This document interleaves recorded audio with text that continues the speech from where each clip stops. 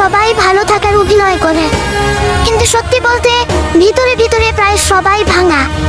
কেউ ফ্যামিলি প্রেসারে চুপ হয়ে গেছে, কেউ প্রিয় মানুষ হারিয়ে বদলে গেছে, কেউ হাজার মানুষের মাঝে থেকেও একাকিত্বে ডুবে আছে। আবার কেউ প্রতিদিন হাসে শুধু মানুষকে বুঝতে না দেওয়ার জন্য যে সে ভালো নেই। এই জেনারেশনের সবচেয়ে বড় সমস্যা জানো, এখানে মানুষ অনুভূতি লুকাতে শিখে গেছে। কারণ নিজের কষ্ট বললেও কেউ বুঝতে চায় না, সবাই শুধু জাজ করতে জানে। যে ছেলেটা রাতে ঘুমায় না, হয়তো সে ভবিষ্যৎ নিয়ে ভয় পায়। যে মেয়েটা হঠাৎ কোয়াইট হয়ে গেছে, হয়তো সে অনেকবার কষ্ট পেয়ে আর কাউকে বিশ্বাস করতে পারে না। আমরা সবাই আসলে একটু শান্তি চাই, একটা সত্যিকারের মানুষ চাই যে বলবে তুমি ক্লান্ত হলে একটু আমার কাছে থাকো। কিন্তু বাস্তবতা হলো এখন মানুষ প্রয়োজন শেষ হলে দূরে সরে যায়।